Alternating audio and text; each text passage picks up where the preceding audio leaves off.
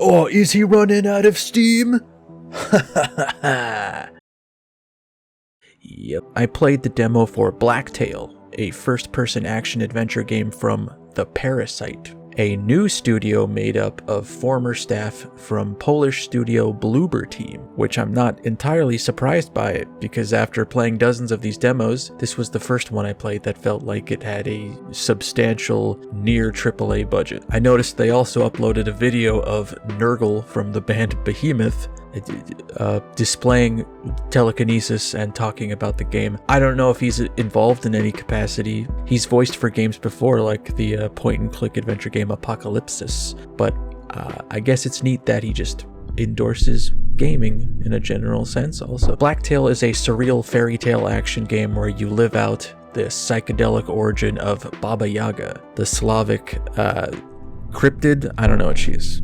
She a kaiju, a witch-like figure that appears in a number of slightly varying myths. This one depicts her as a 16-year-old girl who has lost her memory and is chasing after ghosts in order to regain it. It's set in a temporally vague, part modern, part medieval Eastern European wonderland. Actually, I couldn't even tell you if it's still Eastern Europe, as we have characters with accents from all over the place, even the US. Look who's there!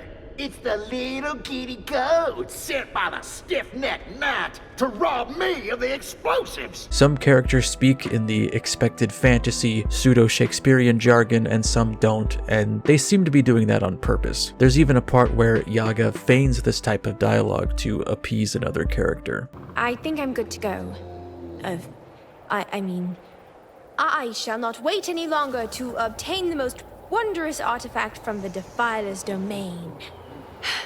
Splendid! And honestly, I am really intrigued by how it pans out because there is something going on with it. It's got its hooks in me a little bit. It seems to be taking gameplay cues from things like Zelda and, I don't know, Dark Messiah maybe. As a big hater, despiser of all insect life, it was really unpleasant seeing spiders with giant fucking eyeballs make a return. Real cool.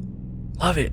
Love it! Big emphasis on combat with your bow and a variety of magic abilities, like a spread shot move and a broom you can set down to pull enemies towards it. It's pretty fluid and responsive, though your dash move feels really abrupt and has a frustrating cooldown that's like almost immediate but not really, which I believe can eventually be upgraded. You upgrade and unlock abilities at Yaga's chicken-legged hut. There's a very integral crafting element. You have to collect twigs and feathers to make your arrows, as well as various berries to make potions, and even a certain type of flower that you use to save at various shrines.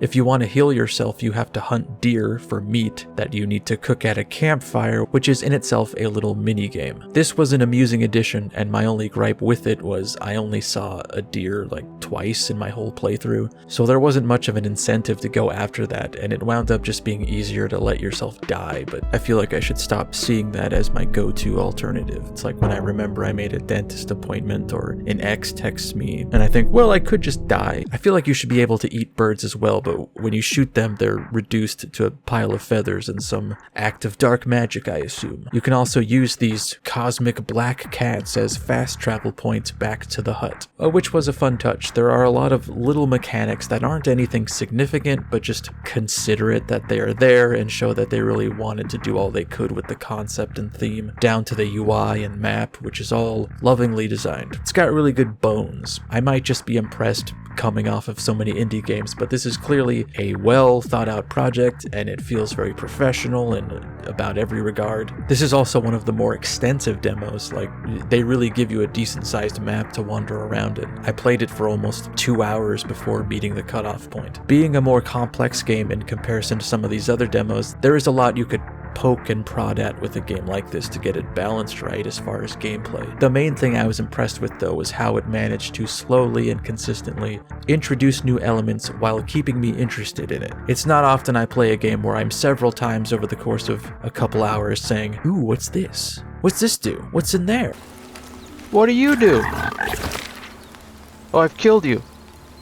Shit, my bad, dude. It fueled my imagination a bit, gave me a sense of wonder, which I didn't expect at all. Some elements I feel like I didn't have enough time to get a clear opinion on how they are implemented. There is a morality system, which seems important, but it is something I don't really care for in games, and I'm still formulating how I feel about it here. It at the very least appears to be more thought out than other games. They do appear to be making an effort to frequently give you choices that affect sliders, pushing you towards light or darkness, and thus choosing alliances with characters that Yaga is more morally aligned with. The biggest example they give you of that seems really hollow, but I can see potential in it. Anyway, they call me Borvi Borko.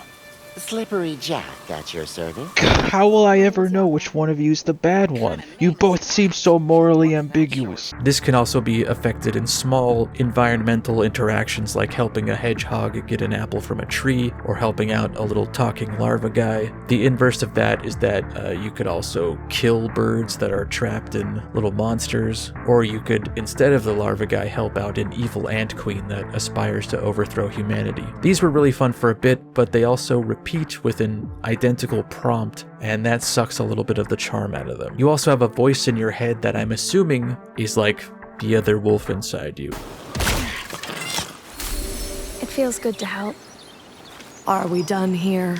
Oh, gracious one. More indifferent to life, unimpressed by your good deeds, says fuck a lot, which was unexpected and kind of weird. Fucking. At one point she suggested I shoot down a beehive, which turned out to be a bad deed, so in a real sense I suppose it does behave like a bad influence, which is interesting. I can't deny it's also a downright gorgeous looking game. At several moments I just stopped to admire a glittering lake or some pretty ruins in a field of windswept grass. It pretty confidently knows what kind of game it is. It's got a vision. Dang. These fucking Donnie Darko fans out here. The only part of that vision that gave me pause and made me think, oh well, that's a choice, was after consistently appropriate and lovely folk-inspired music, you know, with the throat singing and whatnot. They suddenly drop some kind of trap beat out of nowhere during the Dark Yaga having a real girl boss speech.